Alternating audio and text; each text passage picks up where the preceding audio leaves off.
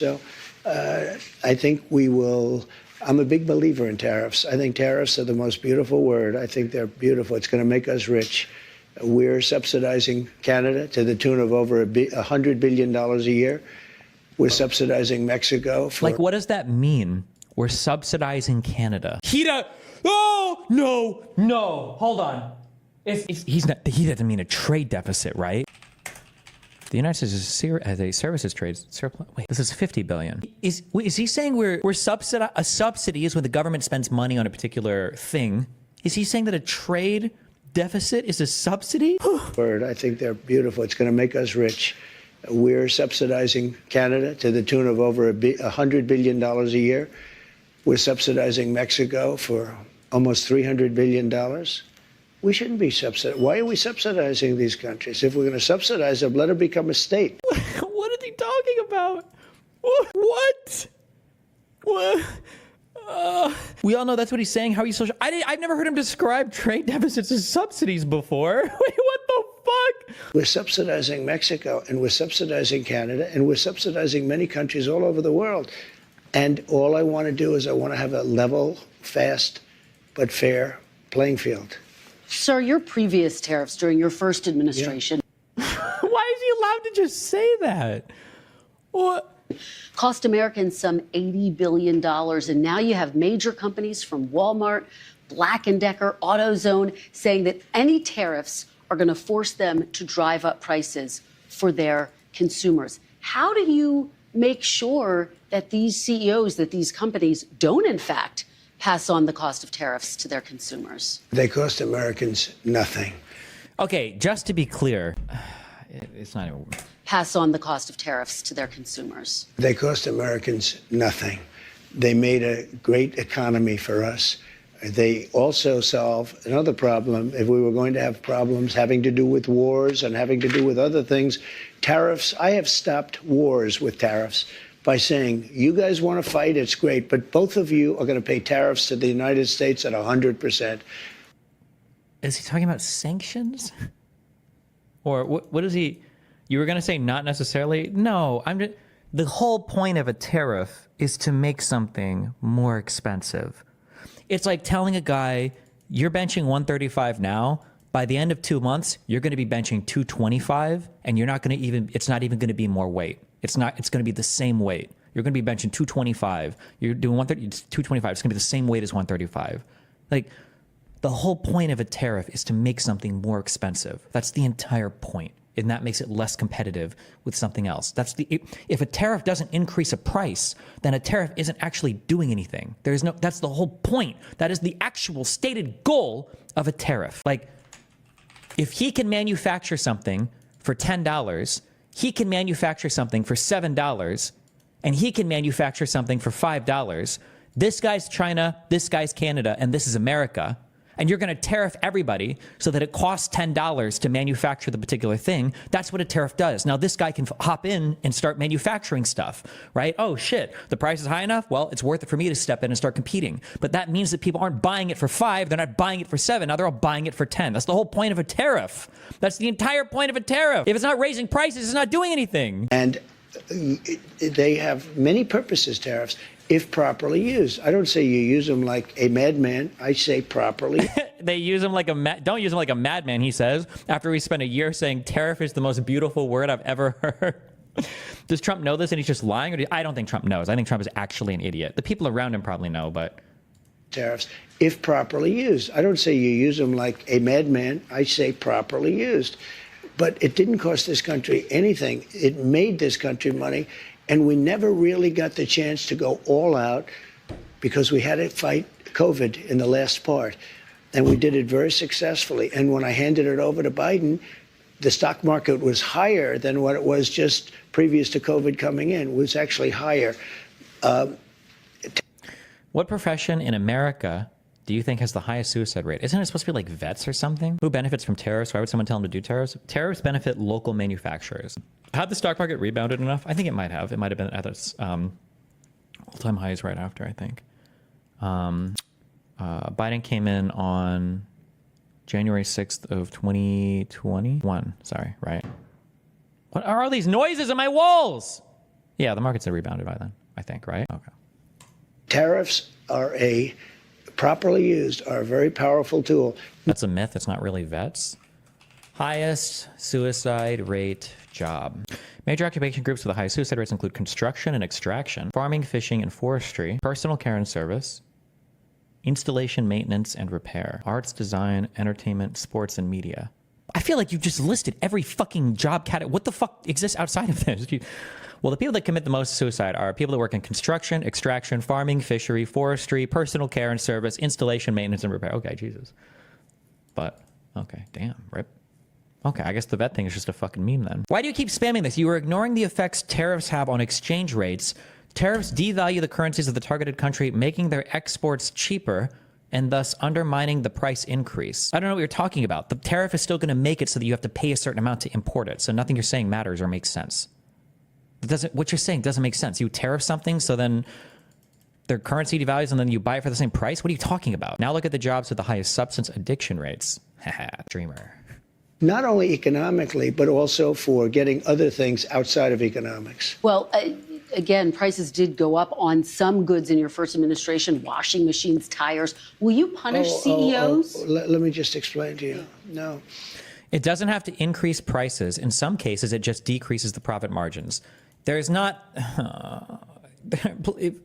If you walk around trying to solve economic issues, assuming that there are just these massive profit margins that you can just eat into, and that's where you're going to solve your problems, you're delusional. You're never going to fix anything, okay? Remember, Sam Harris is referring to Trump as an evil Chauncey Gardner in your interview. It's from the movie Being There about a mentally challenged old man being confused for deep and becoming a politician. Okay. You mentioned washing machines. So you look at Whirlpool in Ohio. I got a call from Jim Jordan, one of the greats, congressman from Ohio. Why is he even doing this? What even is the real goal with this tariff stuff? I don't even know. I truly don't know. You're asking me to predict the actions of a fucking lunatic. I have no clue. And he said, they're going out of business because South Korea and China are dumping washing machines into our country. And I put a 50% tariff on the washing machines coming in from China and South Korea. And Whirlpool and the companies that made washing machines, which are based in Ohio, largely based in Ohio, went through the roof. We saved thousands of jobs, tens of thousands of jobs. They were all going out of business because they were dumping washing machines. Yet medium-sized companies can pay the CEOs $20 million per year, but sure, the profit margins are minimal limeo. So first of all, compensation for a CEO isn't part of the profit. Number one, that's a cost of doing business. So you're already fucking retarded. Number two, CEOs are paid that much because companies have decided they're worth that much. You can tell them to pay them less if you want, but like a CEO that's making that much money is probably working in a company where the revenue is so high that even if you completely axed all the CEO pay, at the end of the day, it probably wouldn't even make that much of a difference to any like either employee compensation or cost to the consumer at the end, regardless. And when I put the tariffs on, they became successful businesses. Honest question, because I'm retarded. Does a CEO determine their own salary? Probably not. It's probably going to be the board of directors that determine the salary of the CEO generally. Washing machines. And when I put the tariffs on, they became successful businesses. No, it didn't. Not only didn't it cost people, it made our country stronger and more powerful, and it kept jobs. But how do you make sure that consumers don't wind up paying more? Will you punish CEOs who try to pass the cost of tariffs onto their customers? Well, the market's going to take care of it. I mean, actually, the market takes care of it. And if it... And who decides what the board of directors make? Board of directors wouldn't get paid, would they? Right? I don't think so. Would they? I have no idea. I imagine they wouldn't, no? It doesn't. We adjust it somewhat. If they do get paid, it's probably just a lowly salary, I would imagine. That would be my guess, but... Say €1 is worth $1 and you tariff European goods at 10%, the exchange rate changes and €1 might only be worth $0.9 now. So the price for the importer doesn't change. Why do you think that a tariff would necessarily, even if you tariff the entire market, why would you assume that would just cause the exchange rate to change like that? I don't know if that's necessarily true because they also are still importing and exporting from other people as well. Also, if the exchange rate changes that dramatically, then you would have to tariff them even more. Otherwise, your tariffs aren't even doing anything. You're not even accomplishing anything. No? But in the case of Whirlpool or let's say companies that made washing machines, they were all being put out of business by the dumping from, in particular, South Korea and China. And when I put the tariffs on, very substantial tariffs, although peanuts compared to what people do to us, what countries do to us, it became a very, very powerful, successful company. Now, let's say I didn't do the tariffs. It would have gone out of business. You would have lost tens of thousands of jobs, and you don't include that in your equation. No, they make a lot of money. I'll go a step further. Tariffs are going to make our country rich. Tariffs are going to help us pay off $35 trillion in debt. Tariffs are going to make our country safe because China, as an example, doesn't want to play games with us if we're going to do tariffs on them. They don't want to play games. And we have a lot of games being played on us right now. Well, I think, and that takes me to my next question. Yeah. Are you actually going to impose these tariffs, or are they a negotiating tactic? Well, I'll give you an example with... Hello? Somebody just ring a bell in the background, like on the desk? Ding, did you hear that? games being played on us right now. Well, I think, and that takes me to my next question. Yeah. Are you actually going to impose these tariffs, or are they a negotiating tactic? Well, I'll give you an example with Canada. I can see why this would be an appealing to a moron. Simplistic explanation speaks to American greatness. Doesn't cost me anything. Yeah, no, I know. It's the sloganeering. Tariff is good. Bring back manufacturing. Punish enemies. Build America. Great. And in particular, Mexico, we have millions of people pouring into our country. You agree with that? I spoke Are we going to do the asylum, emptying the prisons, and okay? with both. I spoke with Justin Trudeau. In fact, he flew to Mar-a-Lago within about 15 seconds after the call ended. Yeah. He was at Mar-a-Lago. We were having dinner talking about it. I said, you have to close up your borders because they're coming in the northern border, too, a lot. Not like the southern border, but they're coming in the Canadian border a lot. And Even the Canadians are illegally coming. Oh, my God. Oh, my God. Drugs are pouring in. Almost as importantly, drugs are pouring in. Maybe more importantly, drugs are pouring in at levels never seen before. 10 times what we had. They're just pouring in. We can't have open borders. And I said to the president of Mexico and to Justin Trudeau, if it doesn't stop, I'm going to put tariffs on your country at about 25%. That's a very substantial tariff. And in both cases, but in the case where it was really visible, within 10 minutes after that phone call, we noticed that the people coming across the border, the southern border. If we did do all the manufacturing here instead of doing it for cheap overseas, wouldn't that help our economy over time? No, because your highest value add is further up the production chain. You don't want to manufacture basic goods here. You want to manufacture those overseas so that you can do the higher value adds and the more sophisticated and complicated manufacturing here at home. Now, if we had like 10% unemployment, a ton of people with nothing to do for work, then maybe there can be an argument for that type of work being here, but we don't. We've deployed like basically our entire workforce. Like we're all working on shit right now. We don't need to take away from our more productive labor and invest in less productive labor. It doesn't make any sense to do that. Having to do with Mexico, they were at a trickle, just a trickle. It was, in fact, I call the border. See, unlike my opponent, I do call the border a lot. And I said, how's the border looking today? They said, there's nobody here. They couldn't believe it. The military stopped these. But what do you do when people feel like there's high unemployment? I don't know. You just keep telling them there's not. I don't know. People are retarded. You just have to tell them how to feel about things, and eventually they'll feel it. That's what the Republicans have done. So just keep telling them, tell them how to feel, and eventually they'll feel it. That's been the Trump strategy. Vast groups of people. You know, we call them caravans, but they had caravans of people, and they largely stopped them. Now, they're going to have to continue that, but if they don't continue, and the other thing I told them is no more drugs, and I told that to China, too. I had to deal with President Xi. Had the election. Non-employee board members sometimes receive a retainer. Smaller companies don't tend to pay non-employee board members, but S&P 500 non-employee board members often get millions in compensation. For example, sometimes via stock or other mechanisms. I guess I don't know what you mean by via stock. Like they're awarded stock, or like as a board member, I imagine you have a huge interest in the company, like you own a decent amount of the stock. So you're interested in the success of the company, and that's kind of your compensation. That's why you're a member of the board. That'd be my guess, but I don't know. When we learn our macro econ course, we'll do that, okay? Been different. I'm going to be very nice because we don't have to get into an argument over 2020.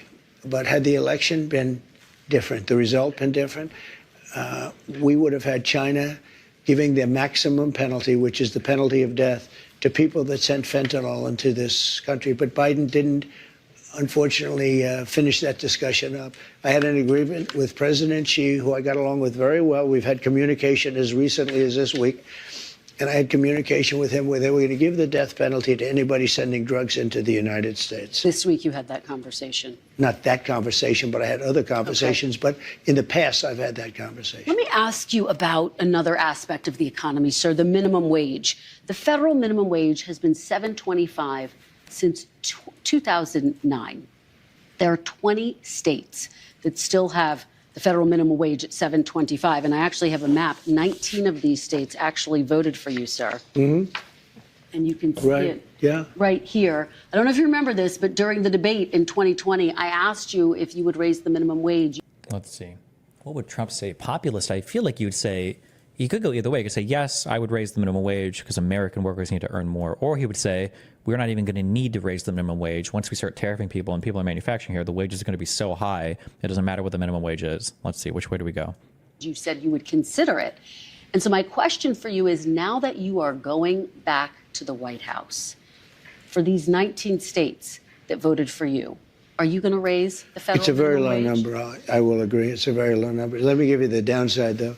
Yeah. In California, they raised it up to a very high number. And But if companies were having to pay normal wages instead of what they pay overseas, wouldn't that put more money back into the economy and make it so we don't have to rely on other? We do rely on other. If you don't want to rely on any other economies, that's fine. You're going to be substantially reducing your standard of living. Humans working together can produce more than they can working separately. You create value when like 10 people working together create more value than 2 groups of 5 people working with just themselves. If you bring manufacturing here, you can pay more wages to people working those lower level jobs, but you're just reducing the standard of living of everybody in the country because now we're not going to be able to afford much higher level products because everything is more expensive. Is it true that having minimum wages too high prices significant amounts of unskilled workers out of the job market? I mean, it depends on the markets. That's theoretical, but I don't think the minimum wage in the U.S. has ever been so high that it's pricing a ton of people out of the market. I just don't think our minimum wage has ever been that high in the U.S. Restaurants are going out of business all over the place. The population is shrinking. It's had a very negative impact. But there is a level at which you could do it, absolutely. Yeah. What is that level, do you I don't know. I mean, I really don't know. I can say this. You have a lot of businesses that are open and thriving because of the lower minimum wage. If you raise it too much, and you understand this, if California went crazy, they went crazy. And the restaurants are closing all over. Many more people are hurt. So I hear you saying, similarly to sort of what you said in 2020, will you consider it? Is this something you're going to look at? Businesses go out of business all the time. Restaurants, fuck, if I was to make a bullshit ass guess, I would bet that like 70% of restaurants close in the first like 10 years. That'd be my guess. I don't know. What percentage of restaurants fail? I feel like it's got to be a really high. Holy shit. Okay, my bad. This is a AI interview. I should never go with this. Sorry. This is a random fuck website. The random fuck website says the National Restaurant Association estimates a 20% success rate for all restaurants. 60% fail in their first year. 80% fail within 5 years. Like restaurants just aren't restaurants are hard to do profitably. It's a very competitive market. It's a super competitive market. Oh, hold on. Only 17% of restaurants fail in their first year, not 90%. See the real restaurant fail rate. Well, these people, you might have heard that 90% fail in their first year. That's false. Apparently, this number was originally showed on a TV advertisement with no source listed, and the myth grew from there. And to be honest, that bothers me. As the CEO of Owner.com, I get to personally meet hundreds of successful restaurant owners. I called the Bureau of Labor. Okay, so this guy says that 51%, so about half fail after their 5th year. So I don't know. Whatever you want the number to be, it's high, okay? And then the 10-year survival rate is 35%. Which I guess is actually about what I said, 60-70% fail. So. I'd want to speak to the governors. And the other thing that's very complicated about minimum wages is places are so different. Mississippi and Alabama and great places are very different than New York or California. I mean, in terms of the cost of living and other things. So it would be nice to have just a minimum wage for the whole country, but it wouldn't work because you have places where it's very inexpensive to live, where a minimum wage, which is $8 or $9, might have very little effect because the cost of living in certain places is really low. That is the only smart thing you said. I don't know if you stumbled into this, but yeah, I feel like a federal minimum wage just doesn't make much sense. There's dramatically different standards or costs of living in different states and even in different cities within states. The idea of having a single federal minimum wage just seems kind of weird. I feel like if you want a minimum wage, fine. I guess peg it to the poverty rates per state or per city or something. It has to be pegged to something. We move on to immigration, which I do want to talk about.